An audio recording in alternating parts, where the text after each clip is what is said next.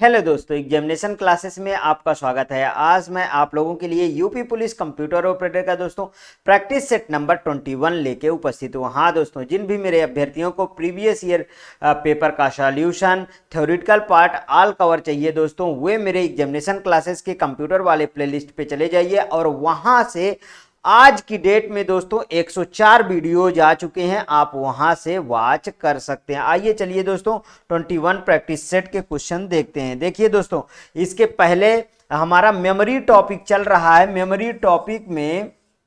Memory topic में इससे previous में भी वीडियो आ चुके हैं दोस्तों, क्योंकि हम चैप्टर वाइज इस समय प्रैक्टिस सेट लेके आ रहे हैं। इसके बाद दोस्तों हम मिक्स भी प्रैक्टिस सेट बीच बीच में लाते रहेंगे। आइए चलिए दोस्तों, पहला इसमें क्वेश्चन देखिए, on which type of the ROM data can be written only once. ROM की किस किस्म पर डेटा केवल एक बार अंकित किया जा सकता है? पी रोम, ईपी रोम, ईईपी रोम की एफ रोम। देखिए इस तरीके के तो कोई रोम है ही नहीं है, इस तरीके के कोई रोम होता नहीं, मींस कि ये वाला कैंसल। ठीक है, अब इसमें तो पी रोम क्या है दोस्तों? Programmable read only memory. इसका सबका फुल फॉर्म लिख लीजिए, programmable read only memory, read only memory. इसका erasable programmable read only memory. फिर ईईपी रोम का दोस्तों इलेक्ट्रिकली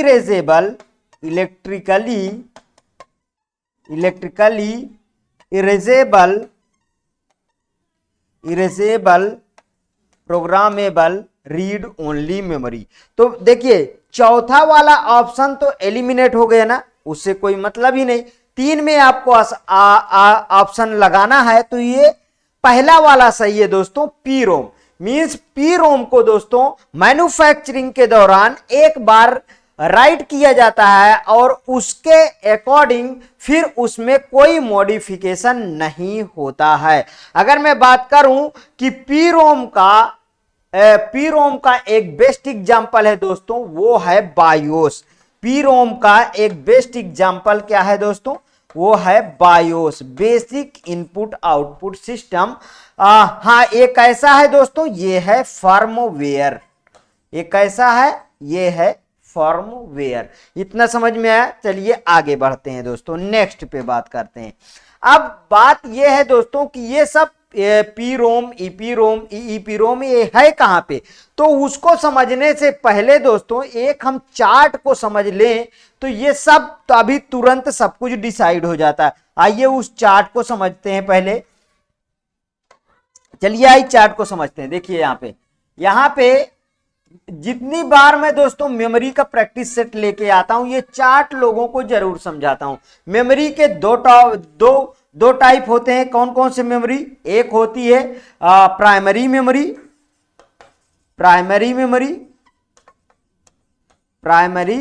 मेमोरी और दूसरा होता है दोस्तों सेकेंडरी मेमोरी। दूसरा क्या है? Secondary memory. अब यहां से समझिए, प्राइमरी मेमोरी को और किस नाम से जाना जाता है दोस्तों? प्राइमरी मेमोरी को प्रोसेसिंग मेमोरी भी कहते हैं, प्रोसेसिंग मेमोरी। और इसको क्या कहते हैं? सेकेंडरी मेमोरी को स्टोरेज मेमोरी कहते हैं, स्टोरेज मेमोरी कहते हैं।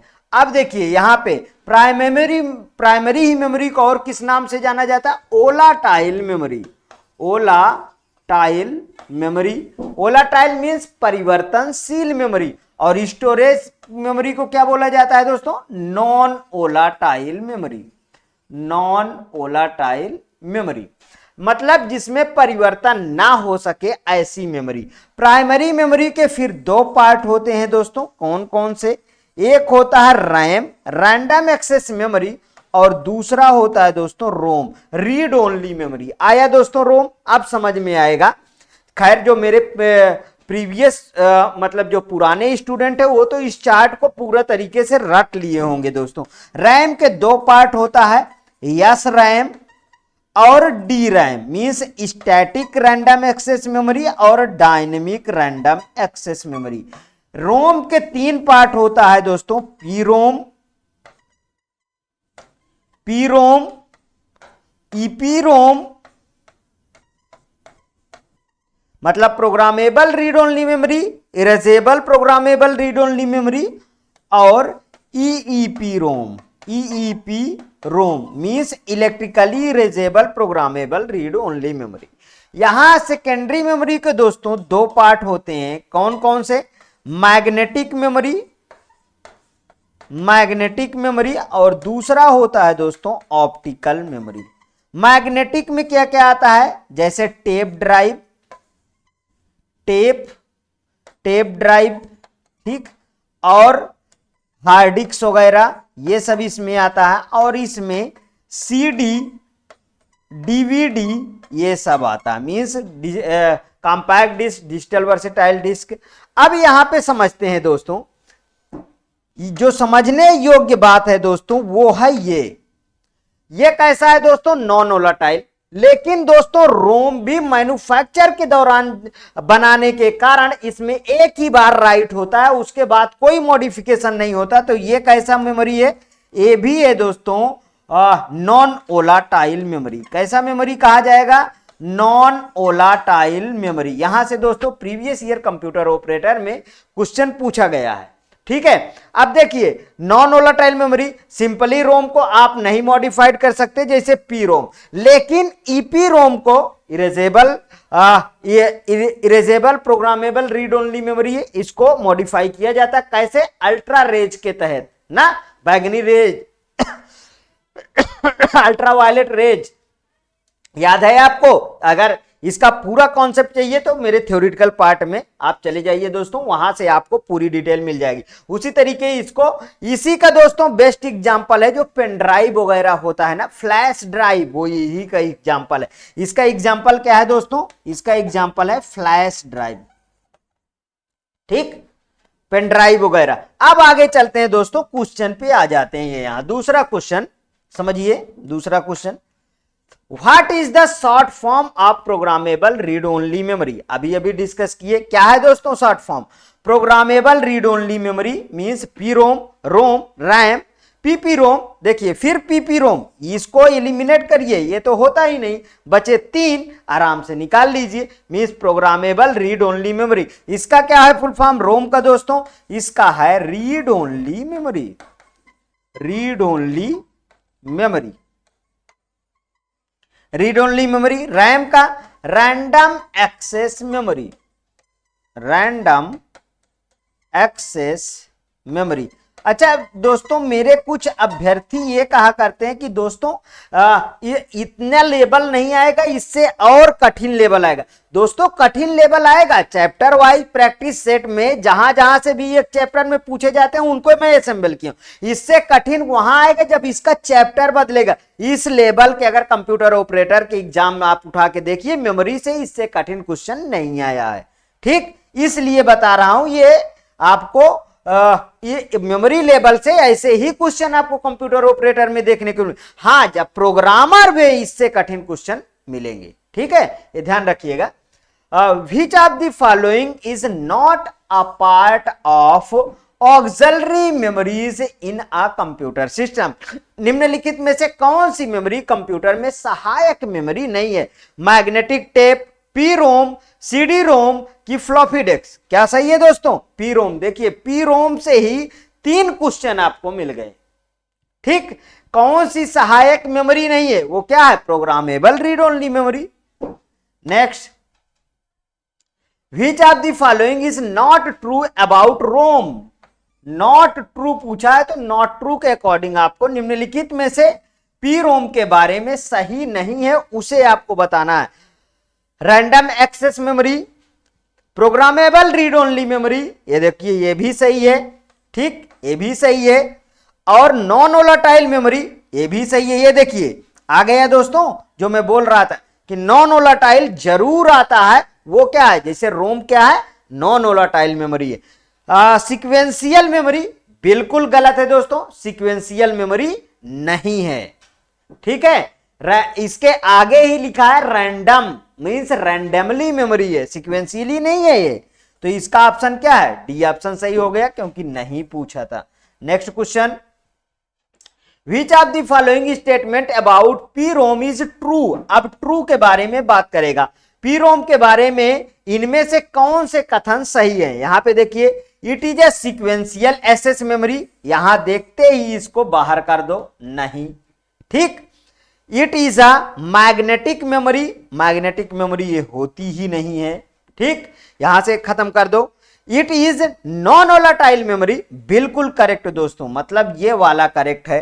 तो अब ऑप्शन देखते हैं कैसे बने हैं दोस्तों। देखिए एनवीएस में ये क्वेश्चन पूछा गया है, first and third, only second, only third, second and third. तो दोस्तों इसका ऑप्शन कौन सा सही है, थर्ड ऑप्शन बिल्कुल करेक्ट है। Next question, the PROM stand for, EPROM का अर्थ है erasable programmable read only memory, अभी अभी दोस्तों डिस्कस किए, पहला ही मिल गया, लगा दो आंसर। एक्सटेंडेड, ये देखिए ये इस तरीके के वर्ड तो कोई आता ही नहीं है। एक्सटेंडेड पोलर, इस तरीके की भी वर्ड नहीं आता है।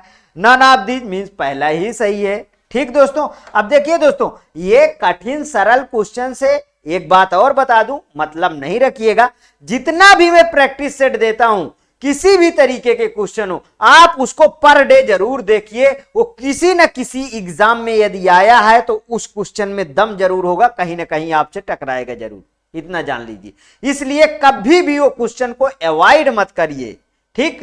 और आप भी आंसर, मेरे आंसर देने से पहले आप आंसर दिया करिए, ठीक। Which of the following is erasable by exposing it UV light, ultra violet light, अभी अभी मैंने बोल रहा था ना,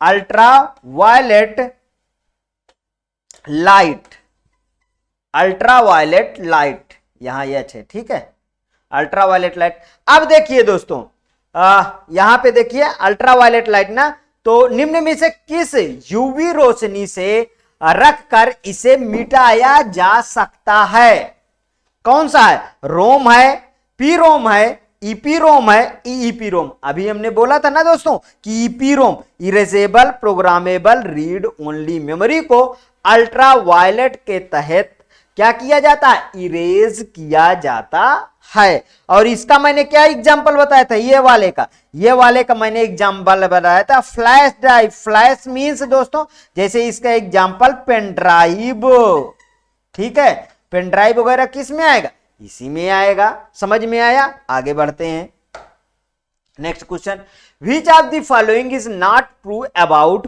ईपी रोम, निम्नलिखित में से कौन ईपी रोम के बारे में सही नहीं है, ये आपको बताना है।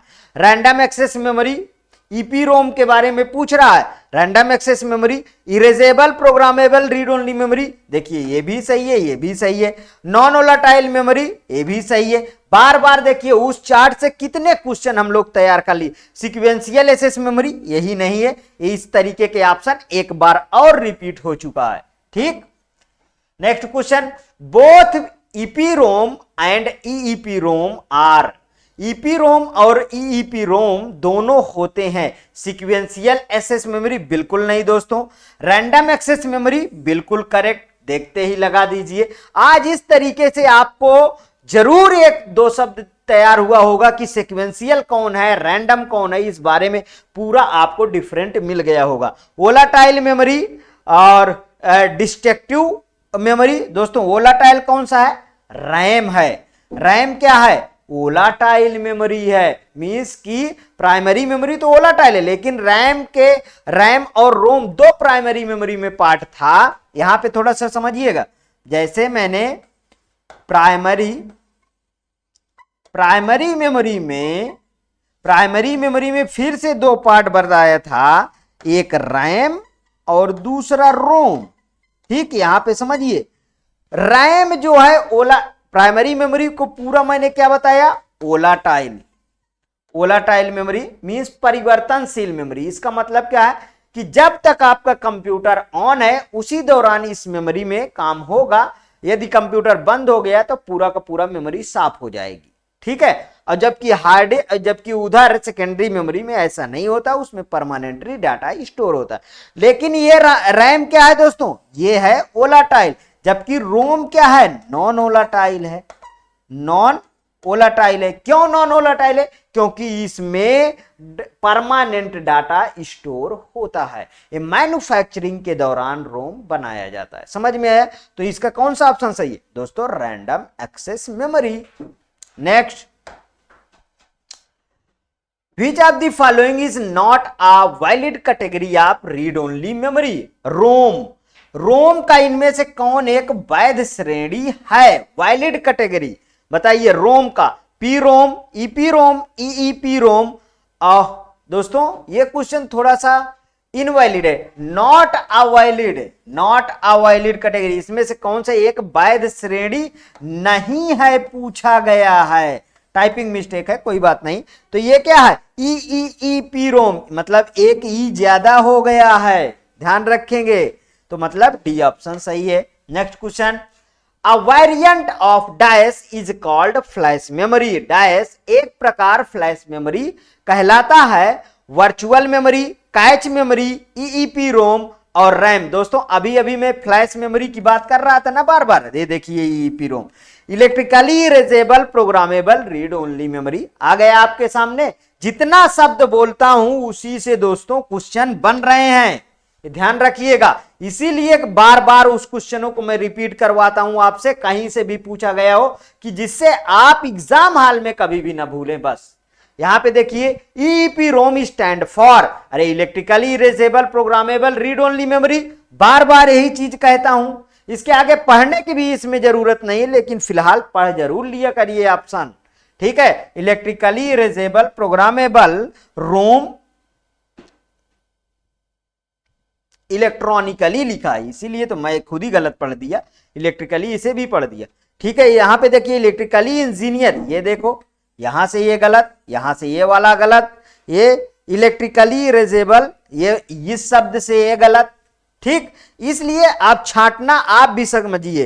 अगला क्वेश्चन के एक लाइन यहीं पे आ गई है, a blank EP ROM has, a blank EP ROM has, तो क्या है इसका, एक रिक्त ईपी रोम में होती है।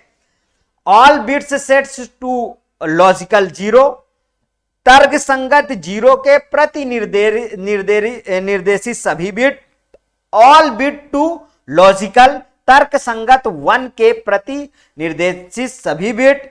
Half the total number of bit set to zero and remaining half to logical 1, कुल बिटों में से आधे जीरो के प्रति तथा शेष आधे तर्क संगत 1 के प्रति, इधर ए एंड बी। तो इसका दोस्तों बी ऑप्शन बिल्कुल करेक्ट है, ऑल बिट टू लॉजिकल होता है इसका ऑप्शन।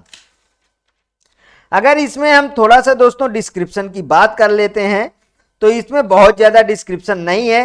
एक रिक्त ईपी रोम में तर्कसंगत 1 के प्रति निर्देशित सभी बिट इसमें होते हैं।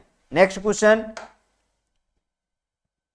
विच of the following is are the major type of computer chip. निम्नलिखित में से कौन से कंप्यूटर चिप के मुख्य प्रकार हैं, primary memory chip, micro processor chip, A and B both, कि नन ऑफ दिस। तो दोस्तों दोनों तो होते हैं, प्राइमरी मेमोरी चिप भी होती है और माइक्रो प्रोसेसर चिप भी होती है, मींस दोनों सही है। निम्नलिखित में कौन सा कंप्यूटर चिप के मुख्य प्रकार हैं, तो दोस्तों प्राइमरी मेमोरी भी होती है, माइक्रो प्रोसेसर चिप भी होती है। माइक्रो प्रोसेसर से भी एक क्वेश्चन आएगा दोस्तों। माइक्रो प्रोसेसर आपको पता है ना, 48 पिन, याद आया कि नहीं आया, ये सब याद करिए, उसी से क्वेश्चन बनते हैं। चलिए आइए आगे देखते हैं। Which storage medium is faster and expensive. कौन सा स्टोरेज माध्यम सबसे तेज और महंगा है, हार्ड डिस्क है, रीड ओनली मेमोरी है, रैंडम एक्सेस मेमोरी है कि कैच मेमोरी। तो दोस्तों कैच मेमोरी इन सब में ज्यादा जो है क्या है, फास्ट और तेज है। चलिए कैच मेमोरी के बारे में थोड़ा सा जान लेते हैं, कैच मेमोरी के बारे में थोड़ी सी बातें जानते हैं ना अगले पे। देखिए अब एक फिर से मैं चार्ट बना रहा हूं, इस चार्ट के थ्रू आपको पूरा कॉन्सेप्ट मिल जाएगा। सबसे ऊपर लिखता हूं दोस्तों, सबसे ऊपर होता है रजिस्टर, रजिस्टर मेमोरी होती है, सबसे ऊपर रजिस्टर मेमोरी होती है। सबसे ऊपर मैंने क्या बता दिया, रजिस्टर मेमोरी। अब देखिए रजिस्टर आ गया, उसके बाद आता है दोस्तों कैच मेमोरी, ठीक है। इसके बाद क्या आता है दोस्तों, रैम आता है, और इसके बाद आता है हार्ड डिस्क वगैरह, HDD, ठीक। अब देखिए अगर हम इधर नीचे से ऊपर की ओर जाते हैं तो स्पीड बढ़ती है। तो क्या बढ़ती है दोस्तों, स्पीड बढ़ती है। लेकिन ऊपर से हम नीचे को ग्राफ की बात करें तो यहां कैपेसिटी बढ़ती है। कौन सी कैपेसिटी, स्टोरेज कैपेसिटी बढ़ती है, स्टोरेज कैपेसिटी बढ़ती है। समझ में आया कैसे, हार्ड डिस्क की कैपेसिटी ज्यादा होती है स्टोरेज के, लेकिन सबसे ज्यादा तेज कौन होता है, रजिस्टर होता है, उसके बाद कैच होता है, उसके बाद रैम होता है, उसके बाद हार्ड डिस्क होता है। यहां तक समझ में आई बात। तो अब यहां पे आ जाइए, यहां पे क्या है, सबसे ज्यादा तेज कौन सा है, तो दोस्तों रजिस्टर तो है नहीं, तो दूसरे नंबर पे मैंने क्या दिखाया, कैच। और कैच में भी दोस्तों इस तरीके देखिए ऐसे लेयरिंग पाई जाती है, L1 लेयरिंग, ये इसका स्ट्रक्चर थोड़ा सा मैं इस तरीके बता देता हूं, L2 लेयरिंग और L3 लेयरिंग, इस तरीके, ठीक है। अब देखिए L1 लेयरिंग क्या है, इसको समझिए। जैसे कोई शब्द आप बार बार यूज कर रहे हैं कंप्यूटर में, तो उसे वो L1 के पास रख लेगा, लेयर फर्स्ट के पास लगे। जैसे प्रयागराज बार बार आप यूज कर रहे हैं तो उसको अपने पास रख लेगा लेवल फर्स्ट पे। तो आप जैसे ही कंप्यूटर में प्रयागराज टाइप करोगे तुरंत आपको जो है प्रयागराज दे दिया जाएगा, ये लीजिए Prayagraj.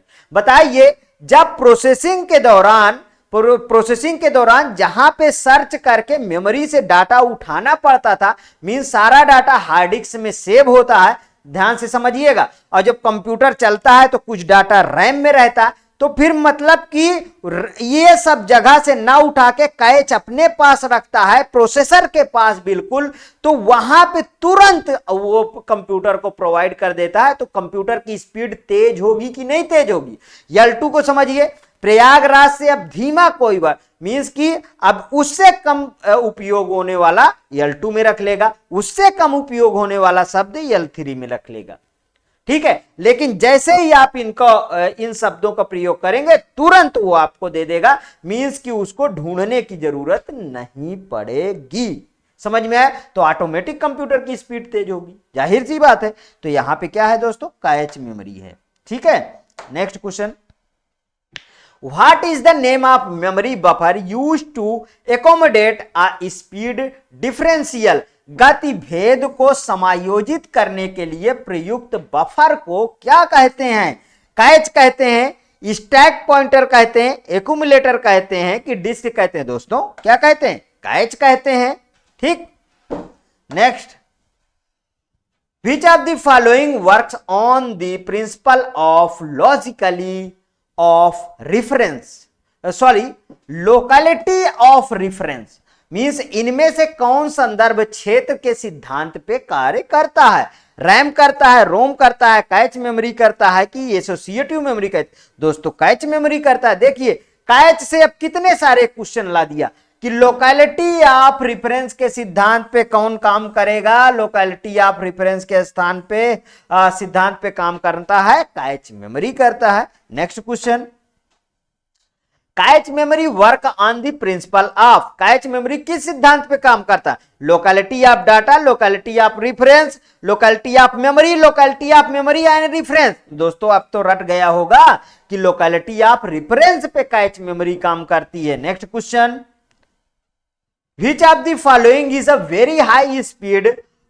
semiconductor memory which can the speed up the CPU, निम्नलिखित में से कौन सी अति उच्च गति अर्धचालक मेमोरी है जो सीपीयू की गति को बढ़ा देती है, प्राइमरी मेमोरी है, मेन मेमोरी है, सेकेंडरी मेमोरी है, कैच मेमोरी, कौन सी है दोस्तों, कैच मेमोरी। अभी अभी बात कर रहे हैं कि स्पीड को बढ़ा देती है। Next question, when a process is moved from memory to the secondary storage it is called. जब एक प्रक्रिया का मुख्य मेमोरी से सेकेंडरी स्टोरेज में ले जाया जाता है तो उसे क्या कहते हैं? इस स्पूलिंग कहते हैं दोस्तों, कि स्वैपिंग कहते हैं, कि शेड्यूलिंग कहते हैं, कि कैचिंग कहते हैं। दोस्तों उसको स्वैपिंग कहते हैं। देख लीजिए एनवीसी पीजीटी का क्वेश्चन है दोस्तों, ये कोई हल्के में क्वेश्चन मत लीजिएगा। ये किसका क्वेश्चन है? पीजीटी का क्वेश्चन है। ठीक, हाँ थोड़ी सी इसमें डिस्क्रिप्शन में आपको दे देता हूं। स्वैपिंग एक ऐसा मैकेनिज्म है जिसमें एक प्रक्रिया को अस्थायी रूप से मुख्य मेमोरी से सेकेंडरी स्टोरेज में स्वैप किया जाता है और उस मेमोरी को अन्य प्रोसेसेस के लिए उपलब्ध कराया जाता है, उसी को दोस्तों स्वैपिंग कहते हैं। दोस्तों ये रहे आज के आपके 20 क्वेश्चन। हाँ, यदि दोस्तों आपको एग्जामिनेशन क्लासेस का कॉन्सेप्ट और समझ में आता है वीडियो, तो प्लीज और प्लीज मेरे एग्जामिनेशन क्लासेस को आप सब्सक्राइब करिए, मेरा वीडियो लाइक करिए, ज्यादा से ज्यादा दोस्तों में शेयर करिए। हाँ, अपनी प्रतिक्रिया हर एक वीडियो में जरूर प्रस्तुत कीजिए दोस्तों, क्योंकि ये फ्री इनिशिएटिव क्लास सिर्फ आपके कमेंट ओरिएंटेड क्लास चलती है। जो भी अभ्यर्थी जो कमेंट में लिखता है मैं वही पढ़ाता हूं दोस्तों। ओके दोस्तों, थैंक यू।